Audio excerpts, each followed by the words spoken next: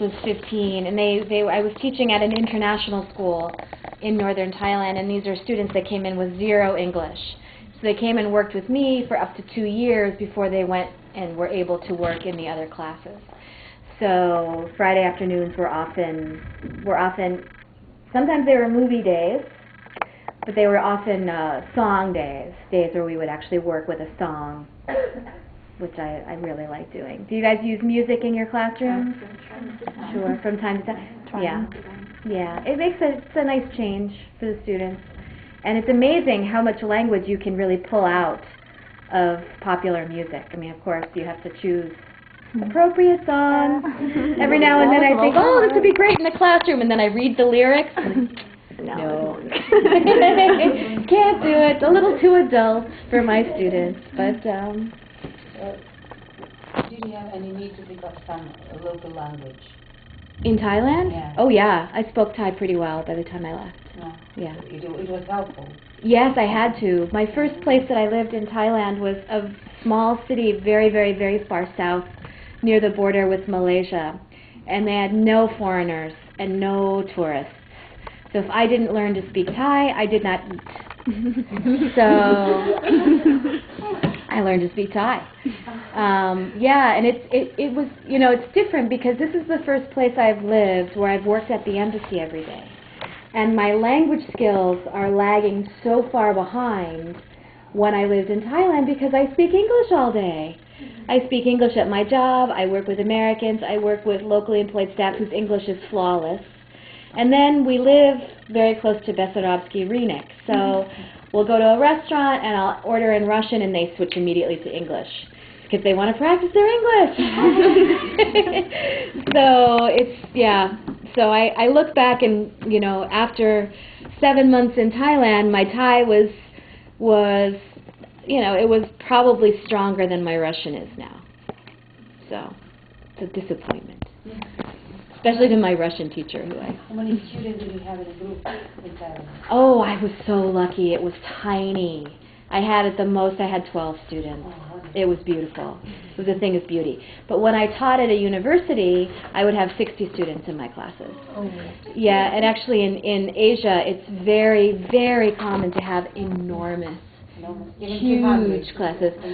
Yeah, in India, I was doing teacher training in India, and my teachers had 150 students in a language class. Oh, yeah. Not a lecture class, a language class.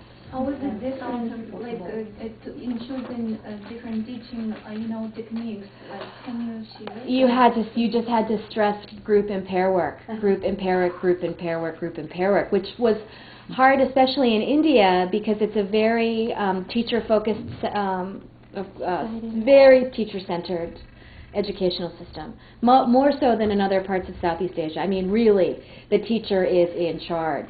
And to try to get them to give up that control that you have to do when you have group work or pair work, or they would say, oh, it will be too noisy. You know, my colleagues will complain. It's like, well, then you teach the difference of inside voice versus outside voice and try to convince your colleagues that maybe noise, people talking in a language classroom is positive. It's a good thing. It's not something, you know, you want to avoid. So, I mean, I was really surprised when I moved to Ukraine to find out that you had actually manageable size classes. I mean, they're still too big at times, but they're not 50, 60 students. So count yourself lucky in that. And you also have a culture which supports inferential skills. Southeast Asia and many Eastern Asian cultures do not, critical thinking is not part of their cultural background. So I would have students that simply could not infer a single thing. And even in life, this is an example I use. I wanted to order something with tomatoes. I wanted to get some tomatoes. So I was at the market, I was in front of the tomatoes, right there, and I said, "Mikua tet." It should have been "Mikua tet," the tonal language.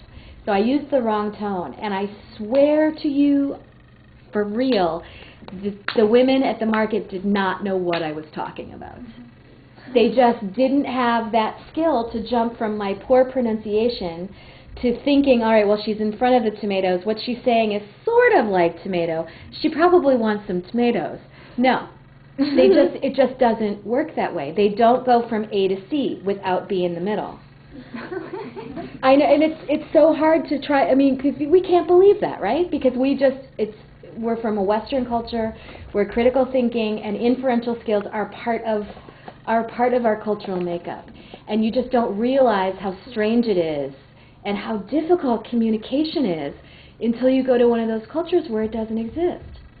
And when we moved here, my husband just kept saying, "Oh, I love that people here can infer what I'm meaning. You know, our Russian is not strong. My husband's Russian is negligible, but he still gets business done because Ukrainian people can figure out what he's trying to say, and they're more than willing to meet you halfway." So anyway, so that's one of the major differences about teaching in the two different cultures is, you know, trying to teach students how to guess meaning in context. So difficult because they don't think that way. So we'd have to do lots of exercises about, you know, where you look to try to figure out a word you don't know. It's not something that comes naturally to them. Also, Southeast Asia is not a literate culture. People don't read very much.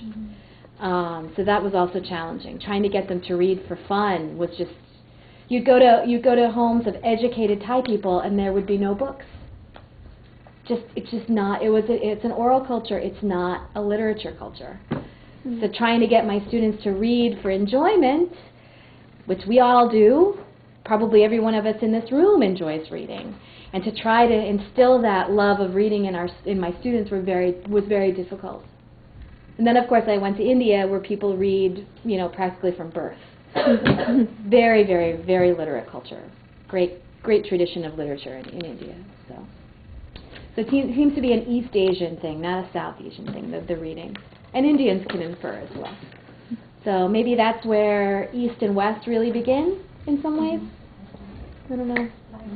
Interesting. Well, thank you very much. Thank you very much.